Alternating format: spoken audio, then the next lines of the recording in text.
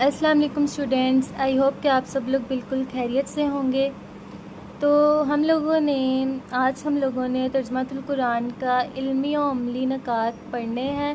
ان کو ہم تھوڑا تفصیل کے ساتھ پڑھیں گے تاکہ آپ لوگوں کو اچھی طرح سے اس جو سورۃ البقرہ ہے اس کے علمی و عملی نکات اچھی طرح سے آپ کو ذہن نشین ہو جائیں۔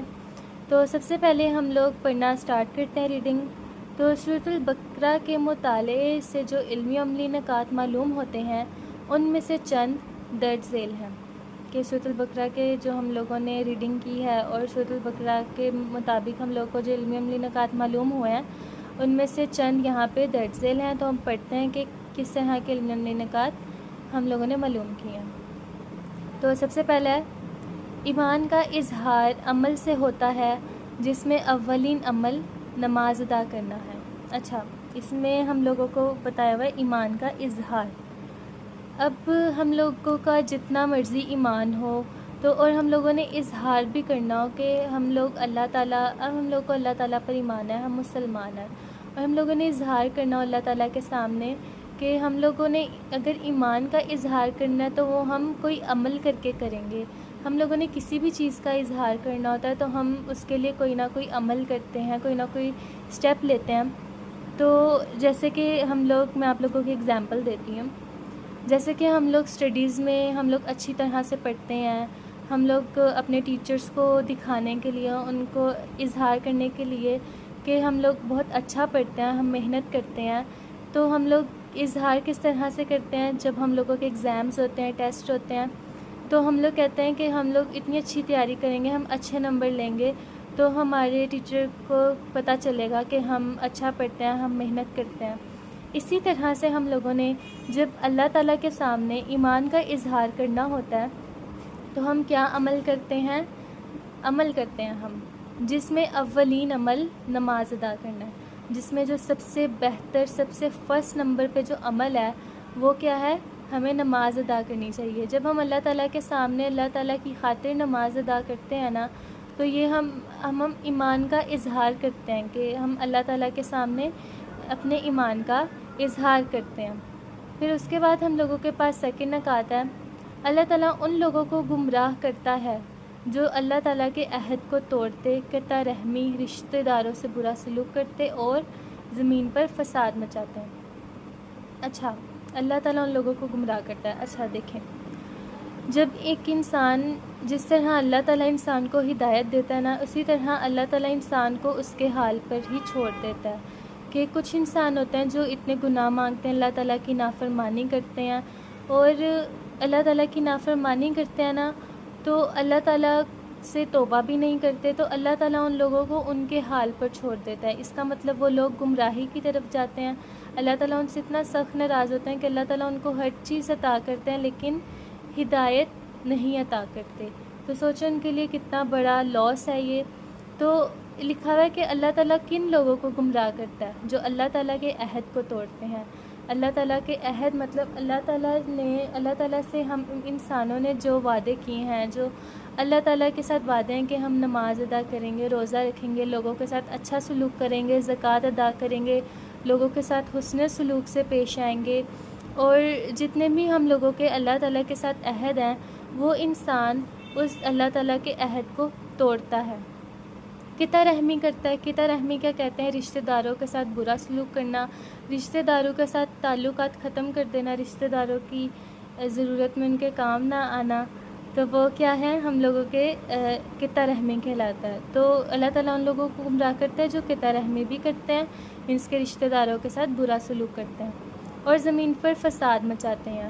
مینس کے زمین پر فساد مچاتے ہیں مطلب کہ نا لوگوں کے ساتھ برا سلوک کرتے ہیں، برائی کرتے ہیں، تو یہی بتایا گیا ہے۔ آگے ہم لوگوں کے پاس اللہ تعالیٰ کے حکم کی خلاف ورزی اور تکبر کرنا شیطانی طرز عمل ہے۔ اچھا، انہوں نے اس صورت میں ہم لوگوں کو اس بارے میں بھی بتایا سورۃ البقرہ کی آیت نمبر 34 میں کہ اللہ تعالیٰ کی حکم کی خلاف ورزی کرنا، اللہ تعالیٰ نے جو ہم لوگوں کو حکم دیے ہیں ان کو نہ ماننا، ان کی خلاف ورزی کرنا، ان کے خلاف جانا، اور تکبر کرنا۔ تکبر مطلب اپنے آپ کو لوگوں سے بہترین سمجھنا، یہ کہنا، یہ سوچنا کہ ہم بہت بہتر ہیں، ہم لوگوں سے اچھا کوئی ہے نہیں، تو اسے تکبر کرنا کہلاتے ہیں. جو لوگ زمین پر اکڑ کے چلتے ہیں ان کے دل میں بہت زیادہ غرور ہوتا ہے، تو یہ تکبر کرنا کہلاتا ہے، جو کہ شیطانی طرز عمل ہے. تو اگلا نکات ہے ہم لوگوں کے پاس، انسان کی عظمت اس بات میں ہے کہ بھول یا خطا ہو جائے تو فوراً توبہ کر لے. اچھا، یہ ہے ہمارے پاس انسان کی عظمت جو سورۃ البقرہ کی آیت نمبر 37 میں بیان کیا گیا ہے کہ انسان کی عظمت کیا ہے کہ اگر انسان سے کوئی غلطی ہو جاتی ہے یا کوئی بھول ہو جاتی ہے تو وہ اس کی فوراً توبہ کر لیتا ہے. میں ایک ایگزامپل دیتی ہوں کہ ایک انسان، اگر ہم لوگ پانی پیتے ہیں اور ہم بنا بسم اللہ پڑھے پانی پی جائیں اور پھر ہم لوگوں کو یاد ہے ہم لوگوں نے تو پانی بنا بسم اللہ پڑھے پی لیا، تو ہم فوراً سے توبہ کر لیں کہ اللہ تعالیٰ مجھے معاف کر دیں، ہم اسی وقت توبہ کر لیں. تو یہ انسان کی عظمت ہے کہ یا بھول ہو جائے یا کوئی خطا یا غلطی ہو جائے تو اس کی فوراً توبہ کر لینا. پھر مشکلات اور مصائب میں صبر اور نماز کے ذریعے سے اللہ تعالیٰ کی مدد حاصل کرنا ایمان والوں کا شیوا ہے. اچھا، سورۃ البقرہ کی آیت نمبر 45 سے ہے کہ جب انسان کے اوپر مشکلات آتی ہیں، مسئلے آتے ہیں اس کی زندگی میں، تو وہ صبر کرتا ہے اور نماز کے ذریعے سے اللہ تعالیٰ کی مدد حاصل کرتا ہے. وہ کیا ہے؟ ایمان والوں کا شیوا ہے. کہ یہ ایمان والوں کا شیوا ہے کہ وہ مشکلات میں اور برے وقت میں اللہ تعالیٰ سے نماز کے ذریعے تعلق قائم کرتے ہیں. میں آپ لوگوں کو ایگزامپل دیتی ہوں. ایگزامپل سے نہ بچوں کو صحیح طریقے سے کنسیپٹ دماغ میں بیٹھ جاتا ہے کہ جیسے کہ ایک اسٹوڈنٹ ہوتا ہے اور اس کے ایک دفعہ پیپر اچھے نہیں ہوتے، اس کے اچھے نمبر نہیں آتے اور اس کو سمجھ نہیں آ رہا ہوتا کہ وہ کیا کرے، یا کوئی انسان مالی طور پر بہت مشکلات میں ہوتا ہے تو وہ اللہ تعالیٰ سے نماز کے ذریعے دعا مانگتا ہے، اللہ تعالیٰ سے وظیفے کرتا ہے. اسٹوڈنٹ اللہ تعالیٰ سے دعا مانگتا ہے کہ اے اللہ میرے دماغ کو تیز کریں اور مینس کہ میرے اچھے نمبر آئیں. تو وہ نماز کے ذریعے سے اللہ تعالیٰ کی مدد حاصل کرتا ہے اور صبر کرتا ہے. تو یہ کیا ہے؟ ایمان والوں کا شیوا ہے. پھر اس سے آگے ہم لوگوں کے پاس کیا لکھا ہوا ہے؟ موت کی فکر صاحب ایمان ہونے کی علامت ہے. اچھا، جب انسان کو موت کی فکر ہوتی ہے نا کہ ایک نہ دن ہم لوگوں نے مر جانا ہے، ہم لوگوں کا قیامت کا دن ہوگا، اور اس کو اپنی موت کی فکر ہوتی ہے اور وہ کہتا ہے کہ مجھے اچھے سے اچھے اعمال کرنے چاہیے، موت آنے والی ہے، موت کبھی بھی آ سکتی ہے. تو یہ کیا ہے؟ ہمارے پاس ایک علامت ہے، ایک نشانی ہے کہ ہم صاحب ایمان ہیں. اس کے آگے ہے سعادت اور فضیلت کا حصول محنت اور قربانی کا تقاضا ہے. اللہ تعالیٰ اپنے نیک بندوں کو آزمائشوں اور امتحانات سے گزار کر اعلیٰ مقام و مرتبے سے نوازتا ہے. اچھا، سعادت اور فضیلت مینس کہ سعادت کرتا ہے انسان جب وہ محنت کرتا ہے یا کسی چیز کی قربانی دیتا ہے، اور اللہ تعالیٰ، اور آپ لوگوں کو پتہ ہے اللہ تعالیٰ اپنے نیک بندوں کو ہی آزمائشیں دیتا ہے. ان سے نا جب ہم پہ کوئی برا وقت آتا ہے نا تو ہم لوگوں کو یہ سوچنا چاہیے کہ اللہ تعالیٰ ہم سے آزمائش لے رہا ہے، اللہ تعالیٰ ہم لوگوں کو ٹیسٹ کر رہے ہیں کہ یہ انسان کتنا صبر کر سکتا ہے، کتنی قربانی دے سکتا ہے. تو اور جو جن کو اللہ تعالیٰ آزمائش دیتا ہے نا تو اللہ تعالیٰ ایک نہ ایک دن اس کو اعلیٰ مقام و مرتبے سے بھی نوازتا ہے. آگے ہے صحابہ کرام رضی اللہ عنہ کے ایمان اور عقیدے کو معیار اور مثالی نمونہ قرار دیا گیا ہے. سورۃ البقرہ میں صحابہ کرام کے ایمان کو اور ان کے عقیدے کو ایک مثالی نمونہ قرار دے دیا گیا ہے. آگے اہل کتاب حضرت محمد صلی اللہ علیہ وآلہ وسلم کو خوب پہچانتے تھے کہ آپ صلی اللہ علیہ وآلہ وسلم رسول برحق ہیں، لیکن حسد اور اناد کی وجہ سے جانتے بوجھتے انہوں نے آپ صلی اللہ علیہ وآلہ وسلم کی رسالت کا انکار کیا. سورۃ البقرہ کی آیت نمبر 146 میں ان کا ذکر کیا گیا. یہ اہل کتاب بھلا کس طرح کے لوگ تھے؟ ان لوگوں کو پتہ تھا کہ حضرت محمد صلی اللہ علیہ وآلہ وسلم اللہ تعالیٰ کے آخری رسول ہیں، اور وہ رسول ہیں اور وہ سچ میں اللہ تعالیٰ کے رسول ہیں. لیکن ان کو حضرت محمد صلی اللہ علیہ وسلم سے اتنا حسد ہوتا تھا، اتنی جیلسی ہوتی تھی، ان کی ایگو پر بات آ جاتی تھی کہ ان لوگوں نے آپ صلی اللہ علیہ وسلم کی رسالت کا انکار کیا. ان لوگوں نے اللہ تعالیٰ کو بھی ناراض کیا اور خود بھی جہنم کو اپنی طرف دعوت دی. یہ لگا لیں کہ صرف ان لوگوں کو حسد تھا، ان کو حضرت محمد صلی اللہ علیہ وسلم سے حسد تھا، جبکہ وہ سب کچھ جانتے تھے کہ یہی رسول ہیں سچ میں. آگے ہے بندہ اگر دیکھنا چاہے کہ اللہ تعالیٰ اسے کتنا یاد رکھتا ہے تو وہ دیکھے کہ وہ خود اللہ کا کتنا ذکر کرتا ہے. جو اللہ کا ذکر کرتا ہے اللہ اس کو یاد رکھتا ہے, یہی بندے کی کامیابی ہے. اچھا, یہ بہت اچھی بات یہاں پہ لکھی گئی ہے سورۃ البقرہ کی آیت نمبر 152 میں. اللہ تعالیٰ کہتے ہیں کہ اگر بندہ چاہتا ہے نا کہ اللہ تعالیٰ اسے یاد رکھے, اللہ تعالیٰ اسے کامیابی عطا فرمائے, تو اس کو بھی اللہ تعالیٰ کو یاد رکھنا چاہیے. دیکھیں, کچھ لوگ کہتے ہیں کہ میں اپنی زندگی میں کامیاب نہیں ہو رہا اور اللہ تعالیٰ کو میں یاد نہیں ہوں. میرے دوست اپنی زندگی میں کامیاب ہو رہے ہیں, وہ اللہ تعالیٰ ان کو یاد رکھ رہا ہے, لیکن اللہ تعالیٰ مجھے یاد کیوں نہیں رکھ رہا. پہلے انسان کو یہ بھی دیکھنا چاہیے کہ کیا میں اللہ تعالیٰ کا اتنا ذکر کرتا ہوں, میں اللہ تعالیٰ کو اتنا یاد رکھتا ہوں. اگر اللہ تعالیٰ یہی کہہ رہے ہیں سورۃ البقرہ میں کہ اگر انسان اللہ تعالیٰ کو یاد رکھتا ہے تو اللہ تعالیٰ انسان کو یاد رکھے گا, اور اسی میں بندے کی کامیابی ہے. کہتے ہیں کہ اگر انسان اللہ تعالیٰ کی طرف چل کے جاتا ہے تو اللہ تعالیٰ انسان کی طرف بھاگ کر آتے ہیں. یہ بس اس طرح سے کہا گیا ہے کہ اگر انسان اپنی ہر زندگی کے شعبے میں اللہ تعالیٰ کو یاد رکھے, اللہ تعالیٰ کا ذکر کرے, تو اللہ تعالیٰ بھی انسان کو بہت سی نعمتیں عطا فرماتا ہے اور دلی سکون بھی ہوتا ہے انسان کے پاس. آگے ہے, ایمان کے کمال کی علامت یہ ہے کہ بندہ سب سے بڑھ کر اللہ تعالیٰ سے محبت کرے. پہلی بات, ہم لوگوں کو اس دنیا میں سب سے زیادہ محبت اللہ تعالیٰ سے ہونی چاہیے, یہی ایمان کے کمال کی علامت ہے. ہم لوگوں کو اللہ تعالیٰ سے زیادہ کسی سے محبت نہیں ہونی چاہیے.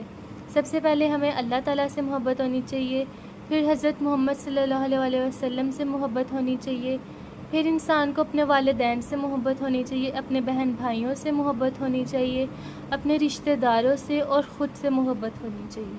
اور یہی ایمان کا کمال ہے کہ انسان کو سب سے بڑھ کر اللہ تعالیٰ سے محبت ہونی چاہیے.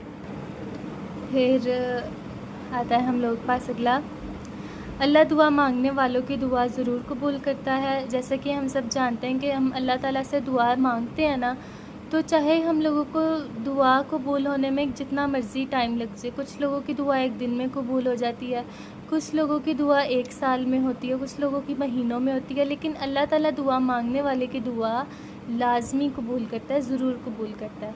آگے ہے, دنیا پرست صرف دنیاوی چیزوں کی دعائیں کرتے ہیں, وہ آخرت کی نعمتوں سے محروم ہوں گے, جبکہ نیک بندے دنیا اور آخرت میں بھلائی کی دعائیں مانگتے ہیں.